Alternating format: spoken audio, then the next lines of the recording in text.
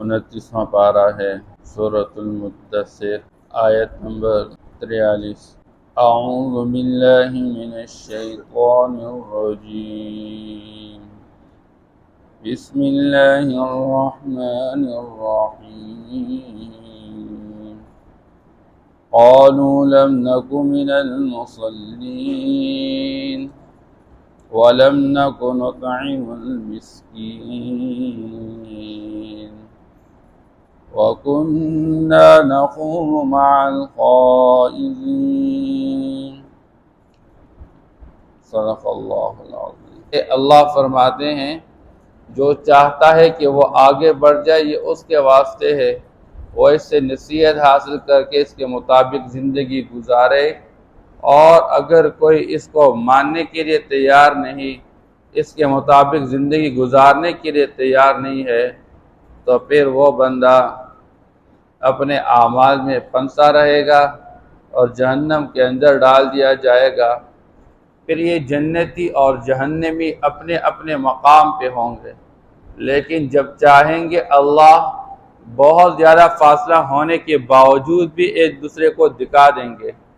اس لیے جنتی جب جنت کے اندر تصور کرے گا کہ میرا تو دنیا کے اندر ایک دوست تھا، اور وہ جو دوست تھا میرا وہ تو میرے ساتھ چلتا رہتا تھا، اب سمجھ میں نہیں آ رہا کہ وہ کہاں چلا گیا، تو وہ اس کو جہنم میں سے دکھا دیا جائے گا اس کا مقام کہ یہ تمہارا وہ دوست ہے۔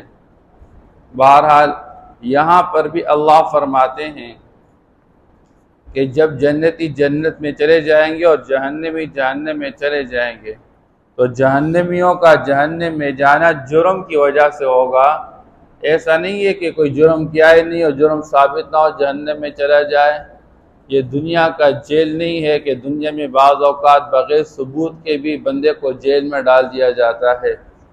یہ آخرت کا نظام ہوگا، وہاں ہر عمل ریکارڈ کیا جا رہا ہے، اور اعمال کی بنیاد پر انسان کو دنیا کے نیک اعمال کی وجہ سے آخرت میں جنت اور برے اعمال کی وجہ سے آخرت میں جہنم میں ڈال دیے جائیں گے۔ تو جہنم کے اندر جب جہنمی ہوں گے تو یہ جنتی پوچھیں گے ما سلککم فی سقر، او بھائی یہ جہنم تو اللہ کی ناراضگی کی جگہ ہے، یہاں تو اللہ کا غصہ ظاہر ہوتا ہے، تم کس وجہ سے اس ناراضگی والے مقام میں پہنچ چکے ہو؟ قالوا لم نک من المصلین، جہنمی آگے سے جواب دیں گے او بھائی ہم دنیا کے اندر نماز پڑھنے والوں میں سے نہیں تھے، ہم نماز نہیں پڑھتے تھے۔ نماز نہ پڑھنا انسان کو جہنم میں پہنچا دیتا ہے، بلکہ آپ صلی اللہ تعالی وسلم نے فرمایا ایک بندہ ایک نماز قضا کر لیتا ہے اور بعد میں وہ قضا نماز بھی پڑھ لیتا ہے، پھر بھی اس وجہ سے 1,88,00,000 سال جہنم کے اندر جلے گا۔ اب اللہ معاف کر لے، ہمارے معاشرے میں نماز کا کیا حال ہے، اور لوگ کتنے ڈھٹ کے بولتے ہیں جی نماز نہیں پڑھتے لیکن ہمارے معاملات بڑے اچھے ہیں، ہمارے دل صاف ہیں۔ وہ نماز بھی پڑھتا ہے لیکن اس کے دل میں میل کچھ، او بھائی وہ الگ چیز ہے، یہ الگ چیز ہے۔ آپ سے معاملات کے بارے میں الگ پوچھا جائے گا اور نماز کے بارے میں الگ پوچھا جائے گا۔ دن کے دن گزر جاتے ہیں، ہفتوں کے ہفتے گزر جاتے ہیں، مہینوں کے مہینے گزر جاتے ہیں، اللہ معاف کرے سال بھی گزر جاتے ہیں، مسجد کی طرف آنے کی توفیق نہیں ملتی۔ ایسے لوگوں کو ڈرنا چاہیے، قیامت کے دن اللہ نے انسان پر اپنے جو حقوق فرض کیے ہوئے ہیں سب سے پہلی چیز نماز کا پوچھا جائے گا۔ ان اول ما یحاسب العبد، بندے سے حساب لیا جائے گا الصلاۃ، اگر نماز اچھی اور پوری نکل آئی تو باقی اعمال بھی اچھے ہوں گے، اگر نماز میں کوئی کمی آئی تو بس برے اعمال، باقی اعمال میں بھی بیکاری آئے گی۔ اس لیے آپ صلی اللہ علیہ وسلم نے فرمایا سب سے بڑا چور وہ جو نماز میں چوری کرتا رہتا ہے، کبھی رکوع ٹھیک پڑتا ہے تو سجدہ غلط کرتا ہے، سجدہ پورا کرتا تو رکوع بیکار کرتا ہے، جان چھڑانے کی کوشش کرتا رہتا ہے۔ اس لیے ہماری ذمہ داری ہے اپنے مسلمان بھائیوں کو منتیں کروا کے سمجھائیں یہ بات، او بھائی نماز نہ پڑھنا انسان کی ہلاکت کا ذریعہ ہے، جہنمی جہنم کے اندر سب سے پہلی بات کہیں گے ہم نماز نہیں پڑھتے تھے۔ پھر ایک ہے نماز نہ پڑھنا، دوسرا ہے نماز والوں کا مذاق اڑانا، ٹھٹھا کرنا۔ اصل مسئلہ یہ ہے کہ نمازی بندے کو ہلکا سمجھنا۔ آپ صلی اللہ تعالیٰ علیہ وسلم کے پاس ایک بندہ آیا، کیونکہ اس کے پاس کوئی غلام نہیں تھا۔ حضور نے فرمایا تیرے پاس کوئی خادم نہیں ہے، ہمارے پاس غلام آ جائے تم آ جاؤ، میں تمہیں ایک خادم دے دوں گا۔ تو غلام آئے تھے آپ صلی اللہ علیہ وسلم کے پاس، وہ بندہ آیا، 2 بندے تھے۔ تو حضور نے فرمایا ان میں سے جو چاہیے تمہیں وہ لے جاؤ۔ اس نے کہا اللہ کے رسول میں نہیں جانتا کون سا اچھا ہے، آپ مجھے ایک دے دیں۔ تو آپ صلی اللہ علیہ وسلم نے فرمایا یہ والا لے لو، میں نے اس کو نماز پڑھتے ہوئے دیکھا ہے۔ حضرت عمر رضی اللہ تعالی عنہ نے اپنے گورنروں کے نام ایک خط لکھا تھا، اور اس میں لکھا تھا ان اہم امورکم عندی الصلاۃ۔ تمام گورنروں کو مخاطب کر کے فرمایا کہ میرے ہاں تمہارے تمام امور میں سب سے بڑھ کر چیز وہ نماز ہے۔ کیوں؟ من اقامہا فقط اقام الدین، جو نماز قائم کرے کو بقیہ تمام شعبوں کا خیال رکھے گا۔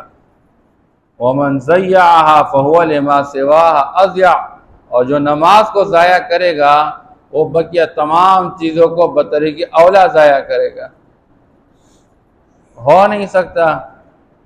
یہ نماز کی اپنی ایک تاثیر ہے، جب بندہ نماز پڑھتا ہے اللہ اس کو گناہوں سے روکتے ہیں۔ ان الصلاۃ تنہا عن الفحشاء والمنکر، جو بندہ سمجھتا ہے میرے دل میں برے خیالات آتے ہیں، میرے دماغ جو ہے وہ گندے وساوس سے مبتلا ہے، اور میری رغبت گناہوں کی طرف بڑھتی ہے، اس بندے کو نماز میں توجہ کرنی چاہیے۔ اللہ نماز کی برکت سے خود بخود اس کا دل و دماغ صاف کر لیں گے۔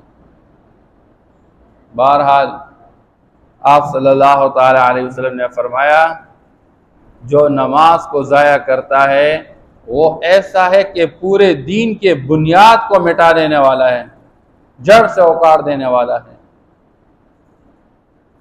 آج بھی ہمارے ہمسائے ملک کے اندر اس بات پہ پابندی لگائی گئی کہ جو لوگ باجماعت نماز نہیں پڑھیں گے، چاہے وہ کسی بھی درجے کا اعلیٰ آفیسر ہے، اس کی ماہانہ تنخواہ میں سے کٹوتی کی جائے گی۔ تو نماز کا انسانوں پر ایک اثر ہوا کرتا ہے۔ آج اللہ معاف کر لے، بعض اوقات لوگ پڑھتے نہیں، اور بعض اوقات میرے پاس شکایت ایسی آتی ہے اور جی ہمارے بندے دکان میں ہمارے ساتھ آپ کے پاس آتے ہیں، وہ گھنٹے لگا لیتے ہیں، وقت ضائع کرتے ہیں۔ تو دونوں چیزوں سے بچنا چاہیے۔ اور بعض لوگ ایسے ہوتے ہیں، مجھے رمضان کے مہینے میں ایک بندہ آیا جی میں کام کرتا ہوں، مجھے بندہ نماز کے لیے بھی نہیں چھوڑتا، کہتے اگر آپ نے نماز پڑھنی ہے یہاں اندر پڑھے میرے ساتھ دکان میں، مسجد نہیں جاؤ گے۔ اب ایسے بھی حالات ہیں۔ قالوا لم نک من المصلین ولم نک نطعم المسکین۔ فرمائیں کہ دین 2 باتوں کا نام ہے، التعظیم للہ، اللہ کی عظمت کو اپنے دل کے اندر بٹھانا، الشفقۃ علی عباد اللہ، اللہ کے بندوں پر شفقت کا مظاہرہ کرنا۔ اللہ نے انسان کو نوازا ہے، پیسہ دیا ہوا ہے، تو جس طرح بدنی عبادات ہے اس طرح مالی عبادات ہے، اور مالی عبادات یہ کہ اللہ پاک نے تمہیں اتنے مال کا مالک بنایا، آپ کا پیسہ نصاب تک پہنچ چکا، 52.5 تولے چاندی کی قیمت تک پہنچ چکا، اور آپ کے پیسے میں بڑھوتری آ رہی اور سال گزر گیا، آپ اس میں زکوٰۃ ادا کر لیں، معاشرے کے غریب فقیر اور مسکین کا خیال رکھیں۔ دونوں اعتبار سے حکم دیا گیا ہے۔ ایک تو مسکین کو بتایا گیا ہاتھ پھیلا کے سوال سے اپنے آپ کو بچا کے رکھو، یہ ذلت اور رسوائی ہے، بلکہ فرمایا آپ صلی اللہ تعالی وسلم نے جو بندہ ہاتھ پھیلا کے سوال کرتا رہتا ہے اور اپنے پیسے کو بڑھانے کے لیے کرتا ہے، یہ جہنم کا ایندھن کماتا رہتا ہے۔ آپ صلی اللہ تعالی وسلم کے پاس ایک فیصلہ آیا، حضور نے ایک مرتبہ فرمایا کہ بعض لوگ اپنی زبان کے بڑے چالاک ہوا کرتے، تیز ہوتے زبان کے، تو آپ صلی اللہ علیہ وسلم فرمائے جب تم میرے پاس کوئی مقدمہ لے کر آتے ہو مجھے پتہ نہیں چلتا کہ حقیقت کیا ہے، میں تو ظاہری زبان پر اعتماد کرتا ہوں۔ تو اگر میں کسی کے زبان کی وجہ سے، اس کی زبان کی چالاکی اور باتوں میں فساد کی وجہ سے میں کسی کے لیے کسی چیز کا فیصلہ کر لیتا ہوں اور حقیقت میں ایسا نہیں ہے، تو وہ اس سے باز آ جائے اور نہ وہ جہنم کا ایندھن اپنے پیٹ میں ڈال دیتا ہے۔ ایک مرتبہ آپ صلی اللہ تعالی وسلم کے پاس فیصلہ آیا، تو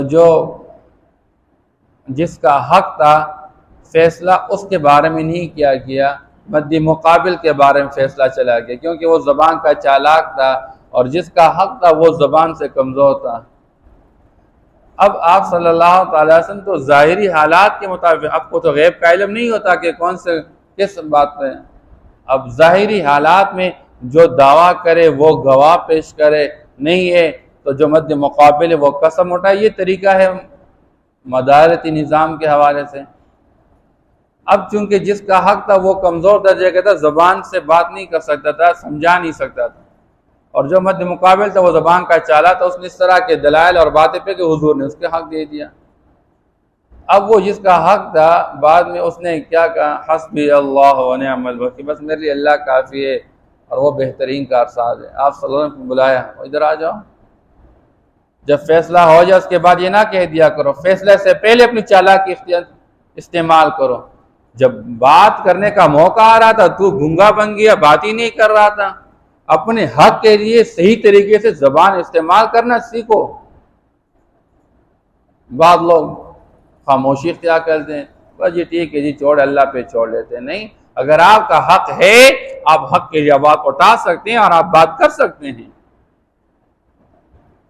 یہ نہیں کہ عاجز بن جا بس کہتے جی بس چلو میں اللہ پہ چھوڑ لیتا ہوں اور بعد میں پچھتاتا رہے۔ تو ایک طرف ناحق مال کمانا، حاصل کر لینا، یہ بھی غلط ہے۔ لوگوں سے مانگ کے چلنا، لوگوں کے سامنے منتیں کرنا، جھولی پھیلانا، ہاتھ پھیلانا، آنسو بہانا۔ آپ صلی اللہ تعالیٰ علیہ وسلم نے فرمایا جو بندہ اپنا ہاتھ پھیلانے لگ جاتا ہے مال کو بڑھانے کے واسطے، اللہ اس پر قلت کے دروازے کو، یعنی اس کا مال ہمیشہ کم رہے گا، اس کی ضروریات کبھی پوری نہیں ہوگی۔ اس لیے قرآن کہتا ہے آپ اپنا مال ان لوگوں کو دیا کرے جو چمٹ کر مانگتے نہیں ہے، سفید پوش بن کے لوگوں کو سمجھ بھی نہیں آ رہا تھا کہ اس کو ضرورت ہے، اور معاشرے کے اندر سے بہت سارے لوگ موجود ہوتے ہیں، اور اللہ معاف کر ہمارے لوگ جان چھڑانے کے لیے جو سامنے آ کے مانگنا اس کو عطا کرے، پتہ نہیں کتنا مالدار ہیں۔ اور آج کل تو میڈیا کا دور ہے، بہت ساری چیزیں سامنے آ جاتی ہیں، مانگنے والوں کے پاس لاکھوں کروڑوں جمع ہو گئے ہوتے ہیں۔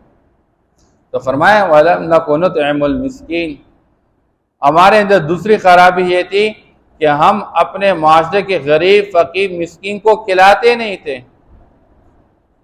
اس لیے قرآن کہتا ہے دنیا کے اندر جب مہنگائی آتی ہے اور حالات کے اندر تنگی آتی ہے، تو حالات میں تنگی اور رزق میں کمی جو آتی ہے اس کا ایک وجہ معاشرے کے غریب فقیر مسکین کا خیال نہ رکھنا۔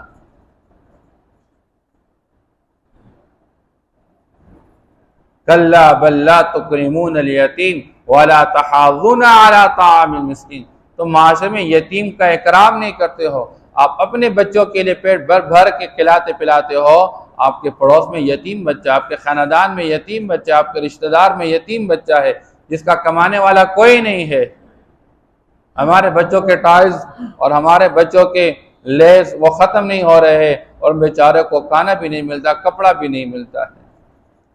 تو فرمایا تم مسکین کو کھلاتے نہیں ہو، غریب فقیر مسکین، اس لیے فرمانے لگے کہ ہم جو جہنمیوں سے پوچھا جائے گا کہ تمہیں کس چیز نے جہنم میں داخل کیا ہے، تو ہم مسکین کو کھلاتے نہیں، مسکین کو اس کا حق نہیں دیتے تھے، زکوٰۃ نہیں دیتے تھے، عشر ادا نہیں کرتے تھے۔ اس لیے آپ صلی اللہ علیہ وسلم نے فرمایا تمہارے مال میں زکوٰۃ کے علاوہ بھی غریبوں کا حق ہے۔ اس لیے ہمارے بچوں کی شادیوں میں لاکھوں اور کروڑوں روپیہ ہم اڑا لیتے ہیں، لیکن غریب فقیر مسکین کا گھر ہے ہم نے کبھی سوچا ہی نہیں ہے۔ میں ایک مرتبہ ایک یونیورسٹی میں بیان کر رہا تھا، سرحد یونیورسٹی ہے، تو مجھے وی سی صاحب نے کہا ہمیں موت کے بعد کی زندگی کے بارے میں بات کریں۔ میں نے ان سے کہا آپ سارے بااستعداد لوگ بیٹھے ہیں میرے سامنے اور صاحب نصاب لوگ بیٹھے ہیں، آپ پر زکوٰۃ فرض ہے، میں تم سے اتنا کہنا چاہتا ہوں کہ تم موت کے بعد کی زندگی کے لیے یہ تیاری کرو کہ تم ایجوکیشن لائن میں بیٹھے ہوئے ہو، آپ معاشرے کے اندر تعلیم کو عام کرنے کے لیے اپنے اپنے گاؤں اور دیہات میں جا کے، بستیوں میں جا کے وہاں کے ذہین بچوں کو اٹھاؤ اور اپنی زکوٰۃ سے ان کو تعلیم دلاؤ۔ آپ ان کو ایک اچھا ڈاکٹر بنا دیں، اچھا انجینئر بنا دیں، ایڈمنسٹریٹر بنا دیں۔ آپ معاشرے کے اندر ان بچوں کو، غریب بچوں کو اٹھاؤ، ان کو اسکول پڑھاؤ، ان کو کالج پڑھاؤ، یونیورسٹی پڑھاؤ اور زکوٰۃ کے پیسے سے پڑھاؤ ان کو۔ ایک تو آپ کی زکوٰۃ صحیح جگہ لگ جائے گی، دوسرا معاشرے کے اندر جہالت ختم ہو جائے۔ بعد میں مجھے وی سی صاحب کہنے لگے تم عجیب مولوی ہو، مولوی تو بندہ مولوی بنانے کی کوشش کرتا ہے، تم ہمیں کہتے ہو اپنی زکوٰۃ سے لوگوں کو ڈاکٹر انجینئر بناؤ۔ میں نے کہا اصل مسئلہ تو ہمارا یہ ہے، ہم اپنے پیسے سے معاشرے کے اندر کس چیز کو ترجیح دیتے رہتے ہیں۔ بہرحال یہ ان کا ایک قصور۔ وہ تیسرا قصور کیا تھا ان کا، وَكُنَّا نَخُوضُ مَعَ الْخَائِضِينَ، ہم گھس جانے والوں کے ساتھ گھس جاتے تھے۔ کیا مطلب؟ آؤ بھائی فلاں جگہ مجلس لگی ہوئی ہے، ڈھول باجے ناچ گانے والے آئے ہوئے ہیں، دوڑ دوڑ کے وہاں پر جمع ہو رہے ہیں، دوڑ دوڑ کے وہاں پر جمع ہو رہے ہیں۔ ابھی تو جیب جیب میں سنیما آ گئے ہیں، سنیما کے اندر لوگ جا جا کے وہاں پر میلے لگاتے رہتے ہیں اور مزے لیتے رہتے تھے، اور فلاں جگہ فلاں چیز بے حیائی اور فحاشی کی جگہ اڈے قائم ہو چکے، لوگ وہاں پر جاتے رہتے ہیں۔ آؤ بھائی یہاں پر آج میچ جو ہے، اسکرین بڑا لگایا گیا ہے، آپ کو میچ دکھایا جا رہا ہے، آؤ بھائی ادھر جمع ہو جاتے ہیں۔ اب وہاں پر جمع ہو گئے، ظہر کی نماز ضائع، عصر کی نماز ضائع، مغرب کی نماز ضائع، عشاء کی نماز ضائع، اور کوئی ٹینشن نہیں ہے۔ تو بے جا فضول لغو اور لہویات کے مجالس میں جا کر، اب اللہ معاف کرے، میچ دیکھنے کا کیا فائدہ ہوگا، میچ کھیلنے کا فائدہ ہوگا، بندہ اپنے لیے ٹائم متعین کرے۔ اس لیے یوسف علیہ السلام کا جو واقعہ بیان کیا جا رہا ہے، مولانا شفیع تھانوی رحمہ اللہ نے اس سے کئی مسائل کا استنباط کیا ہے۔ یوسف علیہ السلام کے بھائیوں نے یوسف علیہ السلام کے ابو یعقوب علیہ السلام سے کہا، ابا جان اس کو ہمارے ساتھ آپ چھوڑ دیجئے، ہم اس کو کل لے جانا چاہتے ہیں۔ یرتع ویلعب، ہمارے ساتھ کھائے گا اور کھیلے گا۔ اس لیے نوجوان کو اور بچوں کو اگر تعلیمی میدان میں رہنے کی تھکاوٹ حاصل ہو جائے تو تھکاوٹ کو دور کرنے کے لیے ان کو کھیل کا موقع دینا چاہیے، اور بچوں کے لیے علاقوں کے اندر کھیل کے مواقع، ان کے لیے ایسے گراؤنڈ بنانے چاہیے جہاں بچے کھیلیں۔ اور آج اللہ معاف کرے ہماری سوسائٹیز کے اندر جو کھیل کی جگہ وہ بیچ دیے جاتے ہیں، لوگ اس کا پیسہ کھا جاتے ہیں۔ تو فرمائیں کہ یہ بچوں کا حق ہے کہ آپ ان کے لیے ذہنی تازگی کے حوالے سے کھیل کود کا انتظام کریں، ان کے بدن نشو و نما کے حوالے سے کھیل کود کا انتظام کریں، لیکن کھیل کو مستقل ایک پیشہ بنا لینا اور ایک نیزہ مارنے کی وجہ سے کروڑوں روپیہ عوام کا اس ایک بندے کے حوالے کرنا، اس کے ہاتھ میں ڈال دینا، حالانکہ اس کے مقابلے میں معاشرے کے اور بھی افراد بہت سارے کارنامے سر انجام دیتے ہیں، ہم اس کو ترجیح نہیں دیتے ہیں۔ اب کھیل کی بنیاد پر عوام کا کروڑوں اور اربوں روپیہ ضائع کیا جا رہا ہے۔ دوسری طرف ہمارے کتنے سال ملک کی آزادی کے ہو گئے، ہم ایسے میڈیکل کالج ابھی تک نہ بنا سکے جس میں ہمارے معاشرے کی عورتوں کو بہترین ڈاکٹر بنا دیا جائے، اور ہماری عورتوں کے مسائل وہ بجائے مرد ڈاکٹر کے پاس وہ عورت جو ہے اس کو حل کر سکے اور اس کی بیماری کی حوالے سے علاج کر سکے، نہیں ہے ہمارے پاس۔ پھر ہمارے ڈاکٹر بیچارے اگر بن بھی جاتے ہیں تو پاکستان کے اندر اتنے مراعات نہیں ملتے کہ وہ بیچارے باہر چلے جاتے ہیں، کیونکہ مراعات زیادہ ملتے ہیں ان کو۔ اب یہ ساری وہ باتیں، وَكُنَّا نَخُوضُ مَعَ الْخَائِضِينَ، فرمایا کہ جو لغوا اور بیکار مجالس ہوا کرتے تھے ہم جا کر اس میں گھس جاتے تھے وہاں پر۔ وَكُنَّا نُكَذِّبُ بِيَوْمِ الدِّينِ، اور سب سے بڑی بات یہ کہ ہم آخرت کو جھٹلاتے تھے، اور نہیں یہ بھائی موت کے بعد کوئی زندگی نہیں ہے، کوئی جنت نہیں، کوئی جہنم نہیں، ایسے فضول باتیں ہمیں سمجھائی جا رہی ہے۔ اب ہم جھٹلاتے تھے قیامت کو، آخرت کو جھٹلاتے رہتے تھے، حَتَّى أَتَانَا الْيَقِينُ، یہاں تک کہ موت ہماری آ گئی، ہمیں موت نے پکڑ لیا۔ آج اللہ معاف کر لے، ہمارے طرز زندگی سے کیا معلوم ہو رہا ہے؟ لوگ کہہ رہے ہیں دنیا آگے چلی گئی، او بھائی محنت کرو، لوگ چاند پہ پہنچ چکے، اللہ نے آپ کو وہ شریعت عطا فرمائی کہ آپ تو عرش تک پہنچ سکتے ہیں۔ اب دو چار ناجائز پیسہ کما کے، غلط پیسہ کما کے، لوگوں کا پیسہ چرا کے، لوگوں کو دھوکہ دے کے، ان کے پیسہ اپنے قبضے میں لا کے اور لوگوں کے حقوق کو ضائع کرتے ہوئے یہ کون سی ترقی ہو جاتی ہے؟ اس لیے ہم آخرت کو سامنے رکھیں، جو اللہ نے ہمارے مقدر میں لکھا ہے ہم محنت کرتے ہیں، اگر ہمارے محنت کے باوجود حلال ہمیں 10 روپیہ ملتا ہے تو حرام کے 1000 سے یہ 10 روپیہ بہتر ہے، کیونکہ ساری زندگی ہم یہاں نہیں گزاریں گے، ہم تو آخرت کی تیاری کے لیے آئے ہوئے ہیں۔ ہمیں تو یہ بھی خبر نہیں آج صبح ہم دیکھ چکے آج کی رات دیکھیں گے یا نہیں دیکھ سکیں، ہمیں کوئی پتہ نہیں، ہمیں اگلے لمحے کی کوئی خبر نہیں۔ حضرات صحابہ کرام رضوان اللہ تعالیٰ فرماتے ہیں ہم دائیں طرف سلام پھیر دیتے ہیں، ہمیں یقین نہیں ہوتا کہ ہم بائیں طرف سلام پھیر دیں گے موت آ جائے گی۔ من عاش الفا والفین فلا بد من یوم یسیر الی القبر، بندہ 1000 سال زندگی گزارے گا، 2000 سال زندگی گزارے گا، انجام کیا؟ ایک دن آئے قبر کی طرف بندہ چکر لگا لے گا۔ اب جب بندہ قبر کی طرف جا رہا ہے، بھائی ساتھ کچھ لے نہیں جا رہا اور دوسروں کے لیے بندہ چھوڑے، کیوں اپنی آخرت کو بندہ تباہ کر لے؟ اس لیے فرمایا فما تنفعهم شفاعت الشافعین، ایسے لوگوں کو کسی کی شفاعت بھی فائدہ نہ دے۔ شفاعت کا تعلق ہے ایمان کے بنیاد پر، انبیاء شفاعت کریں گے، شہداء شفاعت کریں گے، حفاظ شفاعت کریں گے، علماء شفاعت کریں گے۔ آپ صلی اللہ تعالی وسلم موقع پہ فرمایا پولیس رات پہ ایک عالم کو کھڑا کیا جائے گا، وہ بڑا حیران پریشان ہوگا مجھ کو کیوں کھڑا کیا گیا؟ کہا جائے گا جتنے لوگ پولیس رات پر گزر رہے جس کو تو چاہے اپنے ساتھ جمع کرتے جاؤ، جمع کرتے جاؤ، جمع کرتے جاؤ۔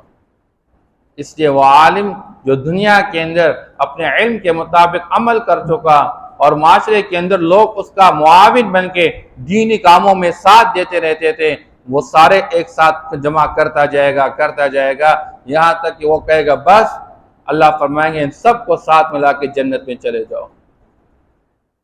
ایک حافظ قرآن اپنے خاندان جو اپنے قرآن پر عمل کر چکا ہو، اس کے حلال کو حلال سمجھاؤ، حرام کو حرام سمجھاؤ، یہ بندہ اپنے ساتھ خاندان کے 10 ایسے بندے جن پر جہنم واجب ہو وہ جنت ساتھ لے کر جائے گا۔ اس لیے مختلف قسم کے شفاعتیں ہوں گی اور سب سے بڑی شفاعت آپ صلی اللہ علیہ وسلم کی ہوگی۔ فرمایا میری شفاعت میری امت کے گناہگاروں کے لیے ہے، کم از کم ایمان۔ اب جو لوگ نماز کا مذاق اڑانے والے ہیں وہ تو کفر کی طرف چلے جاتے ہیں۔ ایک نماز نہ پڑھنا یہ بھی ایک گناہ ہے، لیکن نماز کا مذاق اڑانا اس سے بڑا گناہ ہے، یہ کفر کی طرف بندے لے کے جانے والے۔ اس لیے جو آخر کو جھٹلائیں یہ کافر ہوں گے، ان کے پاس ایمان ہے تو ایمان والوں کو تو شفاعت فائدہ دے، لیکن جن کے پاس ایمان نہیں ہے ان کو تو شفاعت کوئی فائدہ نہ دے۔ فما تنفعهم شفاعت الشافعین، پھر کل قیامت کے دن کو شفاعت کرنے والوں کی شفاعت بھی کوئی نفع نہ دے۔ قالوا لم نک من المصلین، جب جہنمیوں سے پوچھا جائے گا ما سلککم فی سقر، تمہیں کس چیز نے جہنم میں ڈال دیا؟ قالوا کہیں گے لم نک من المصلین، ہم نماز پڑھنے والوں میں سے نہیں تھے، ولم نک نطعم المسکین، اور نہ ہم مسکین کو کھلاتے رہتے تھے، وَكُنَّا نَخُوضُ مَعَ الْخَائِضِينَ، اور ہم گھس جانے والوں کے ساتھ گھس جاتے تھے، وَكُنَّا نُكَذِّبُ بِيَوْمِ الدِّينِ، اور ہم قیامت کے دن کو جھٹلاتے رہتے تھے، حَتَّى أَتَانَا الْيَقِينَ، یہاں تک کہ موت ہمیں آ کے پکڑ چکے۔ فَمَا تَنفَعُهُمْ شَفَاعَةُ الشَّافِعِينَ، بس ان کو شفاعت کرنے والوں کی شفاعت نفع نہ دے گی۔ صدق اللہ۔